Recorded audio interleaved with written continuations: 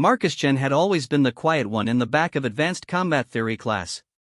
While other cadets from across the galaxy showed off their species' natural abilities, he kept his head down and took notes. The Zephyrian students could manipulate gravity fields with their minds. The crystalline Vorthack could harden their skin to diamond strength. The amphibious nautiloids could process information at superhuman speeds through their neural clusters. And then, there was Marcus, the only human in a class of 200 alien cadets at the Galactic Defense Academy on Kepler Station. Professor Thane, a towering 8-foot gorilla with arms like tree trunks, was demonstrating grappling techniques to the mixed species class. His species was known for their incredible physical strength and warrior culture. Most gorilla could bench press a small shuttle. Now then, who wants to volunteer for a demonstration? Professor Thane's voice boomed across the training hall. His yellow eyes scanned the room, looking for a victim. The alien students suddenly became very interested in their datapads. Everyone knew that volunteering for Professor Thane's demonstrations usually meant getting tossed around like a ragdoll. Even the strongest Zephyrian students avoided eye contact. "You there, human." Professor Thane pointed directly at Marcus with one massive finger. "Come down here." Marcus felt his stomach drop. Every eye in the room turned to look at him. He heard snickers from some of the Vorthack students and sympathetic winces from others. Getting chosen by Professor Thane was like being selected for public humiliation. "Sir, maybe someone else would be better suited for." Marcus began, but Professor Thane cut him off with a dismissive wave. "Nonsense. This will be educational for everyone. Come along." Marcus made his way down to the center of the training mat, his legs feeling like jelly. Professor Thane towered over him, casting a shadow that seemed to swallow Marcus whole. The gorillic professor had to weigh at least 4 times what Marcus did. "This demonstration will show the importance of leverage and technique over raw strength," Professor Thane announced to the class. But the cruel smile on his face suggested he had other plans. "Mr. Chen here will attempt to escape from a basic hold." Before Marcus could even prepare himself, Professor Thane grabbed him by the shoulders with hands the size of dinner plates. The grip was like being caught in a mechanical vice. Professor Thane lifted Marcus clean off the ground and held him at arm's length, displaying him to the class like a trophy. "As you can see, when facing a superior opponent, most species would find themselves helpless," Professor Thane said, his voice dripping with condescension. "Humans, being one of the physically weaker species in the galaxy, would normally have no chance in such a situation." The class laughed, and Marcus felt his face burn with embarrassment. But something else was building inside him too. A cold anger that started in his chest and began spreading outward like ice water in his veins. "Now, I'll demonstrate what happens when that weaker species tries to fight back." Professor Thane's grip tightened, and Marcus could feel his ribs creaking under the pressure. That was when something inside Marcus snapped. He had spent 2 years at this academy being looked down on, being treated like the weak link, being reminded every single day that humans were considered barely above pets in galactic society. 2 years of alien students making jokes about how humans were only good for manual labor and basic tasks. 2 years of professors using him as an example of genetic inferiority. But Marcus Chen came from a family with a very old, very carefully hidden secret. As Professor Thane prepared to demonstrate how easily he could throw the weak human, Marcus did something that no one in that room expected. He smiled. It wasn't a friendly smile. It was the smile of a predator who had been pretending to be prey for far too long. In one fluid motion, Marcus grabbed Professor Thane's wrists and twisted. But, instead of the futile struggle everyone expected, something impossible happened. Marcus actually broke the gorillic's grip. Professor Thane stumbled backward, his eyes wide with shock.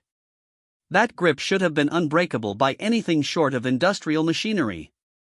He stared at his wrists, which were already beginning to bruise where Marcus had grabbed them. The training hall went completely silent. Marcus dropped into a fighting stance that looked wrong somehow. It was too fluid, too natural, like he had been born knowing how to move that way. His muscles coiled like steel cables under his academy uniform. "Mr. Chan," Professor Thane began, his voice uncertain for the first time anyone could remember. Marcus moved. He crossed the distance between them in a blink, faster than even the nautiloids could track with their enhanced reflexes. His first strike hit Professor Thane in the solar plexus with enough force to double over the 8-foot alien. His second strike was an uppercut that lifted the gorillic professor clean off his feet. But Marcus wasn't done. As Professor Thane flew through the air, Marcus leaped after him, grabbed the professor by his uniform, and drove him down into the training mat with enough force to crack the reinforced polymer surface. The entire building shook. Professor Thane lay motionless in a crater of his own making, his yellow eyes rolled back in his head. Marcus stood over him, not even breathing hard. The silence in the room was deafening. Then, someone screamed. Chaos erupted as alien students scrambled over each other trying to get away from whatever Marcus had just become. Chairs overturned. Datapads scattered across the floor. Some students hit emergency buttons on their communicators. But Marcus just stood there, looking down at Professor Thane's unconscious form with that same cold smile. That was when his left sleeve, torn during the brief fight, fell away completely. And everyone saw the mark. It was a tattoo that looked like it was made of living shadow, covering Marcus's entire left arm from shoulder to wrist. But it wasn't just any tattoo. Every being in that room, regardless of their species, recognized the symbol burned into the design. It was the mark of the Terran Death Corps. The legendary human military unit that had disappeared 300 years ago after the Galactic War. The unit that alien species still used to frighten their children.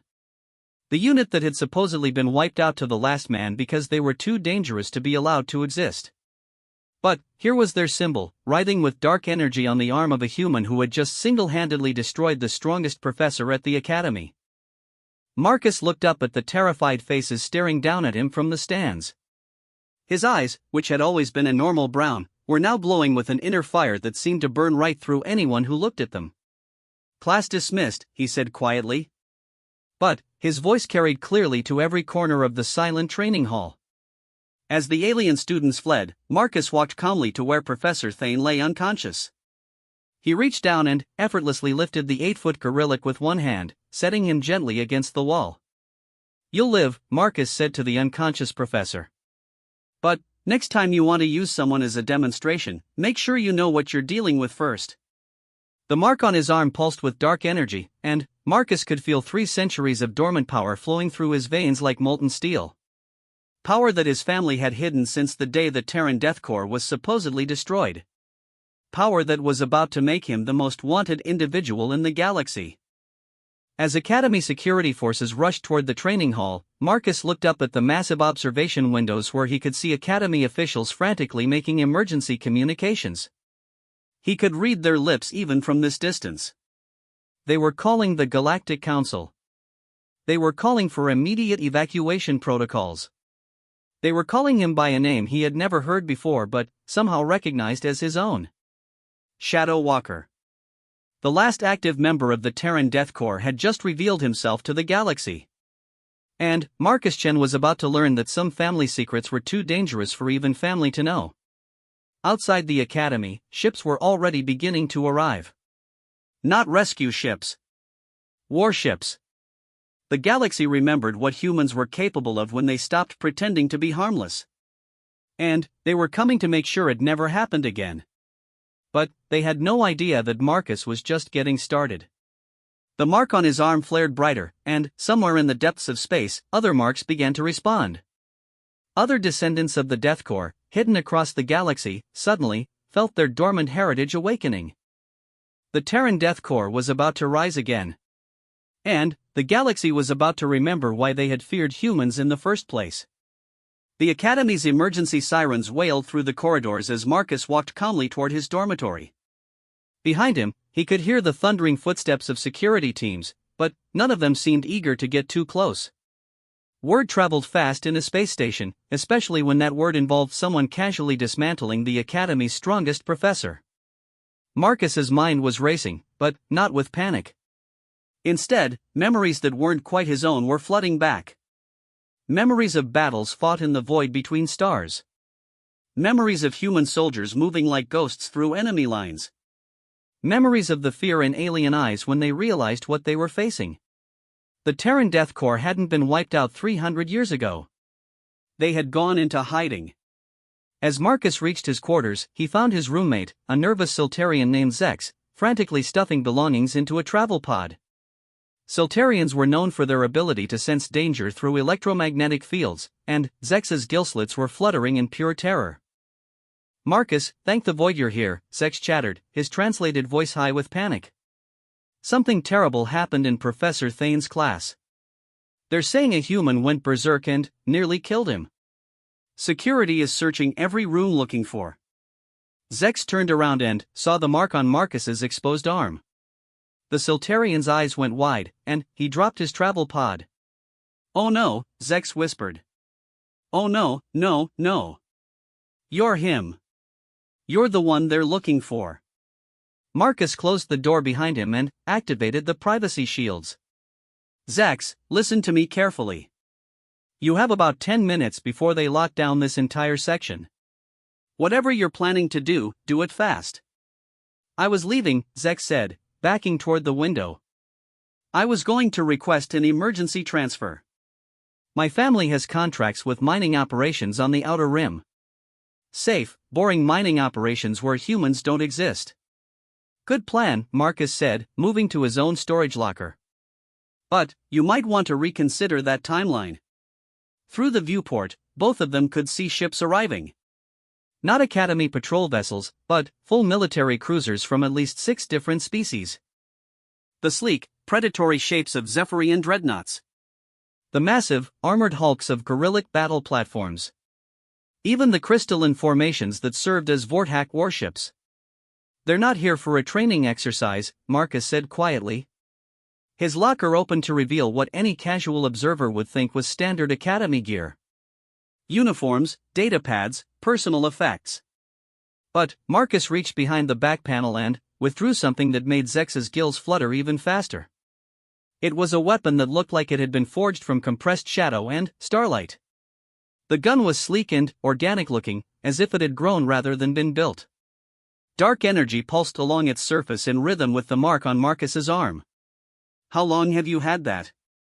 Zex asked, his voice barely a whisper. "I didn't know I had it until 5 minutes ago," Marcus admitted. "But I remember how to use it now."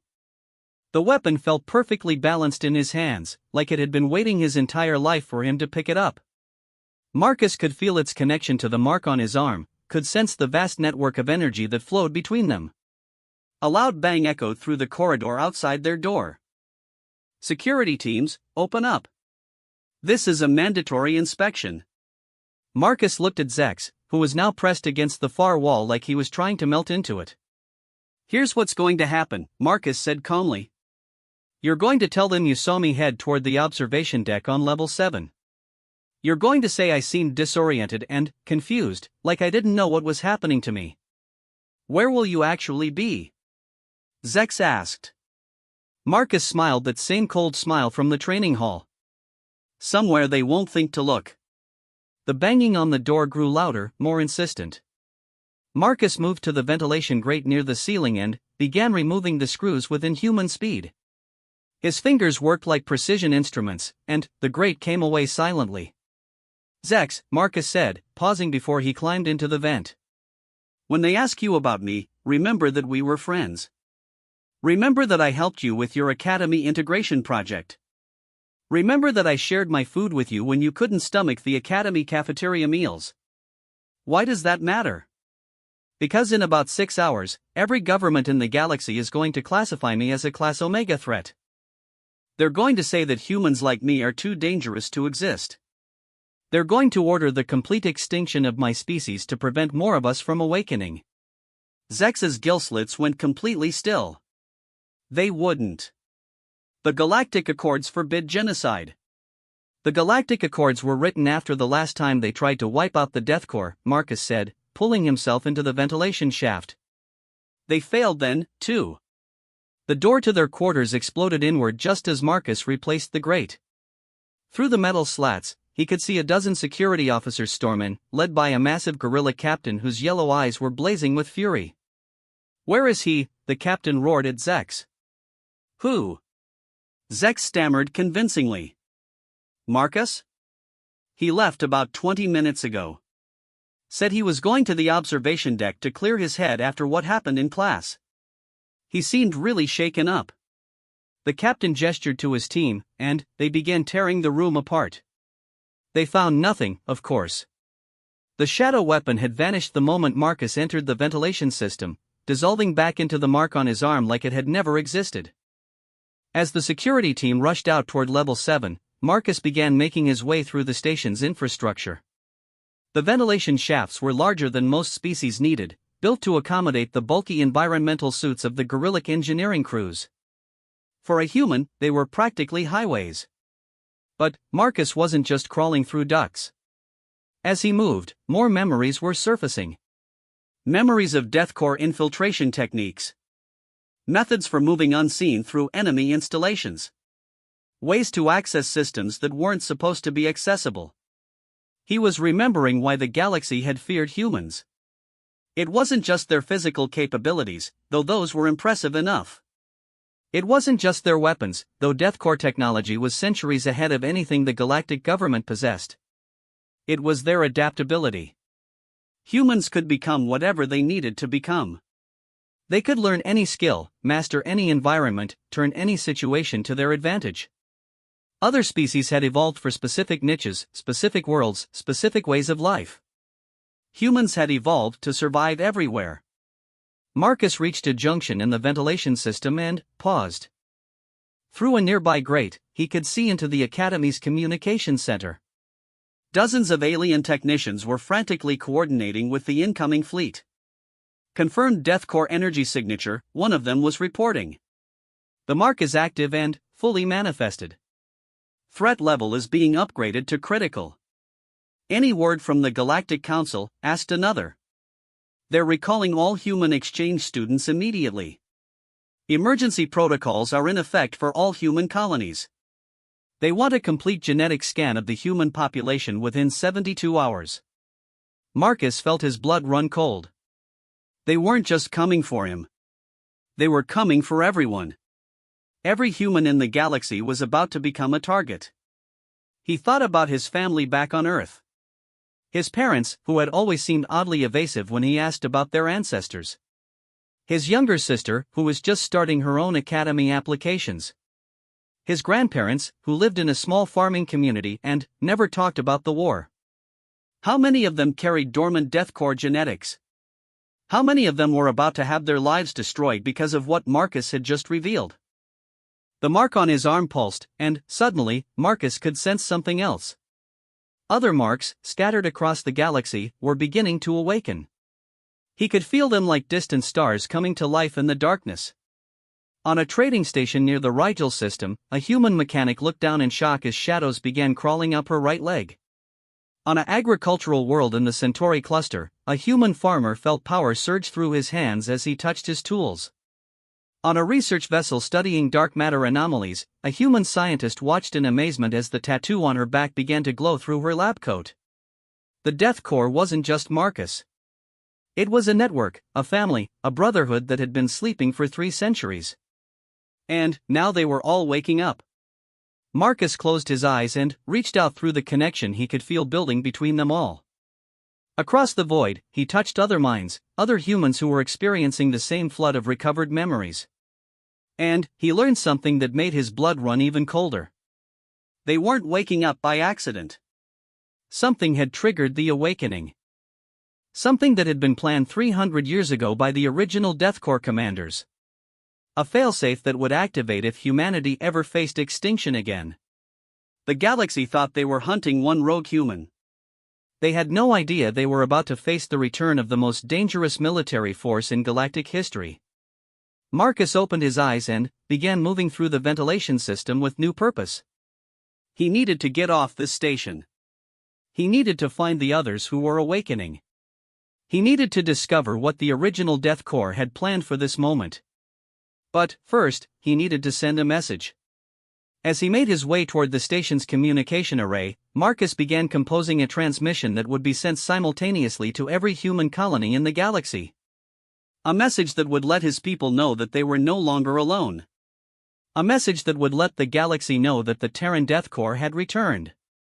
And a message that would change the balance of power in the galaxy forever.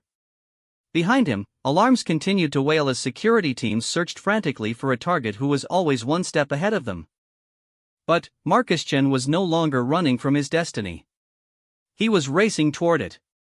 Marcus reached the communication array 40 minutes after the Academy had gone into full lockdown.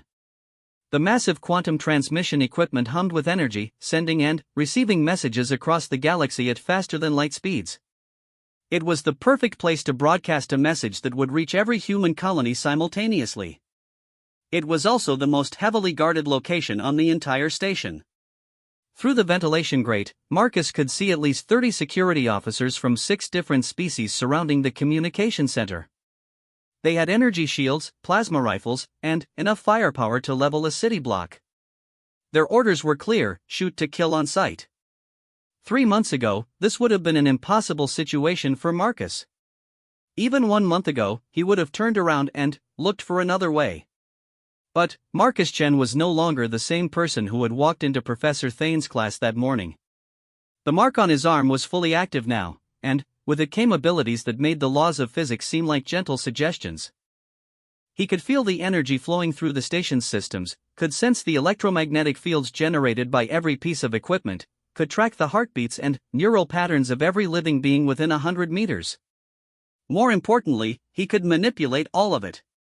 Marcus placed his hand against the ventilation shaft's metal wall and closed his eyes.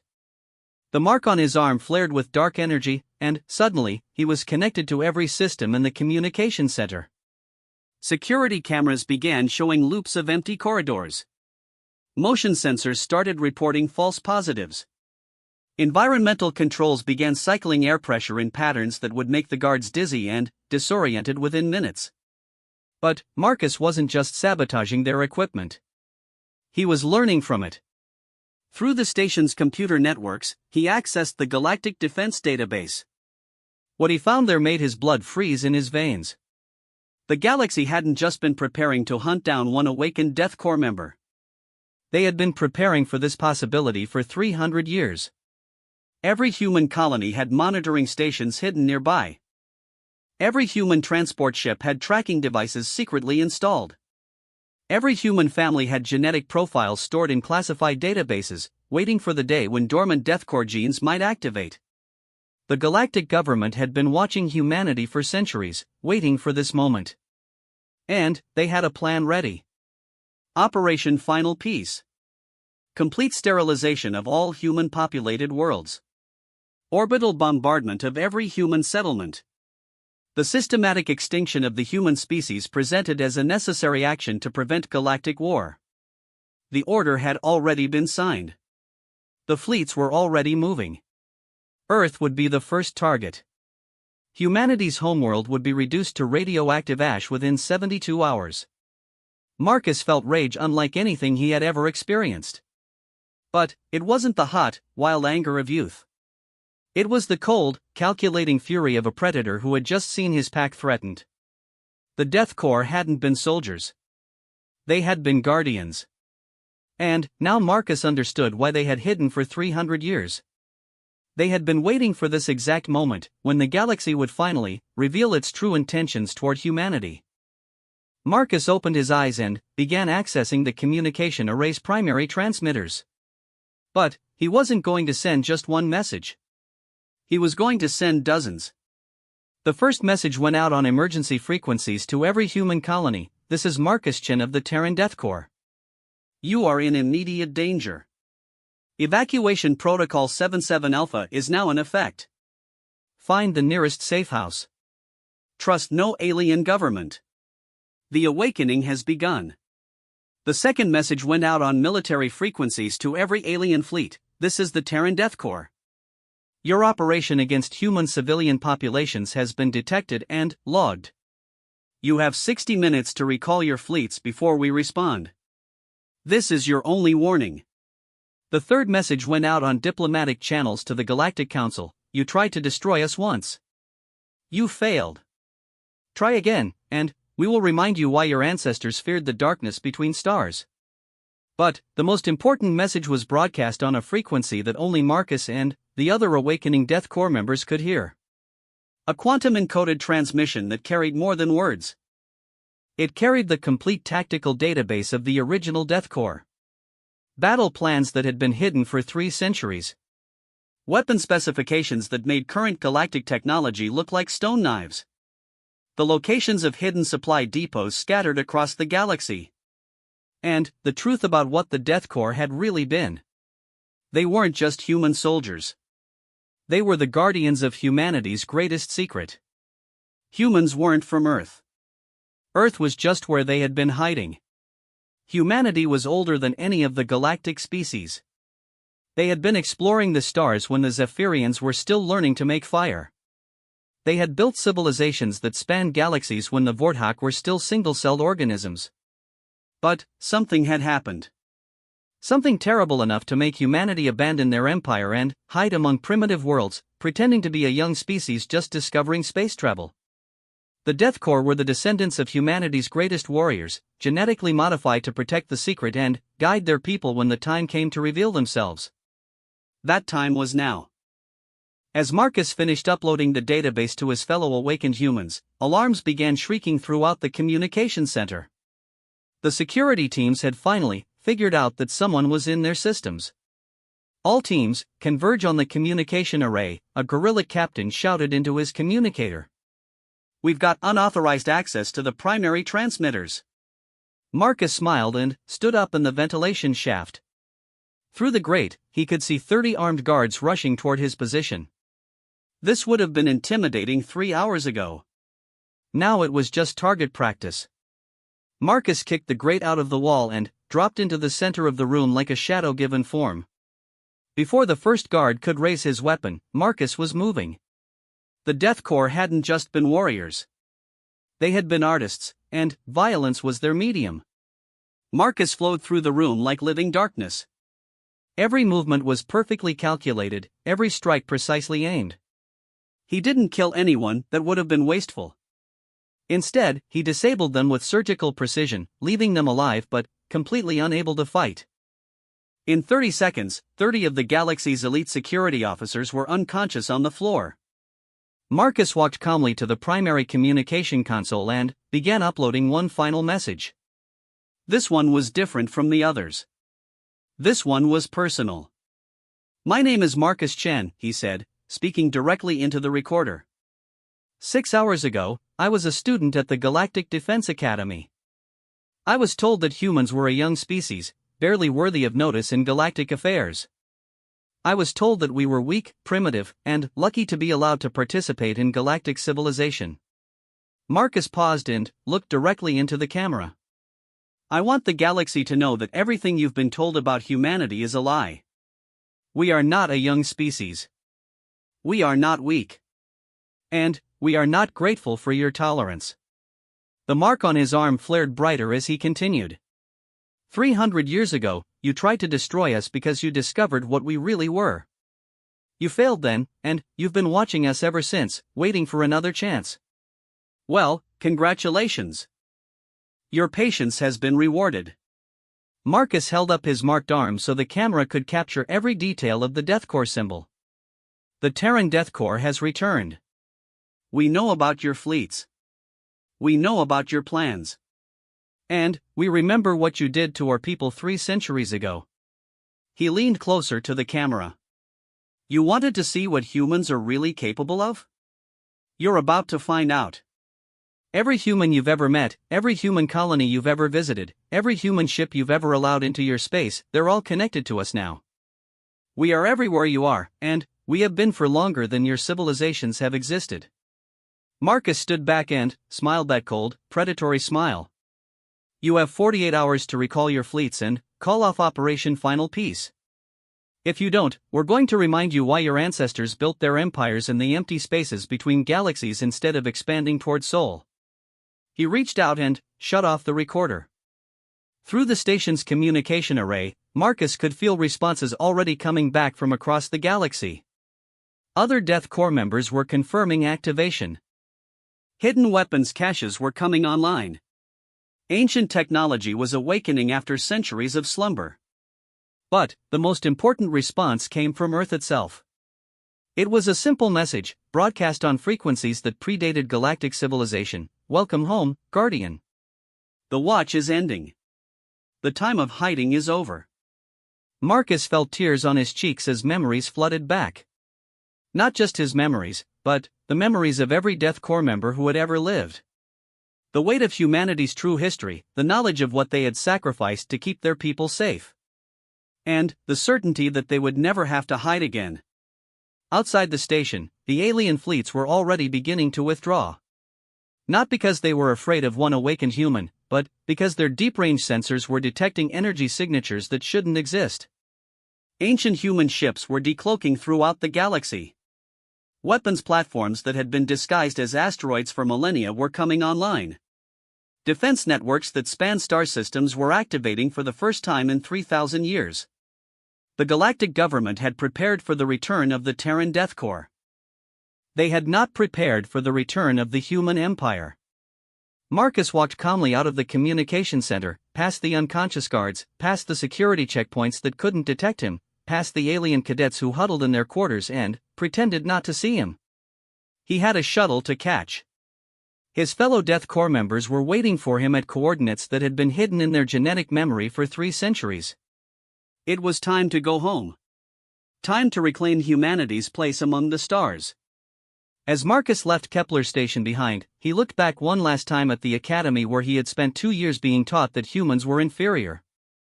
Tomorrow, the galaxy would begin learning the truth. And Marcus Chen, former academy student, current guardian of humanity's greatest secrets, smiled as he piloted his stolen shuttle toward a future that would rewrite galactic history. The Terran Death Corps had returned. And they were bringing the rest of humanity with them.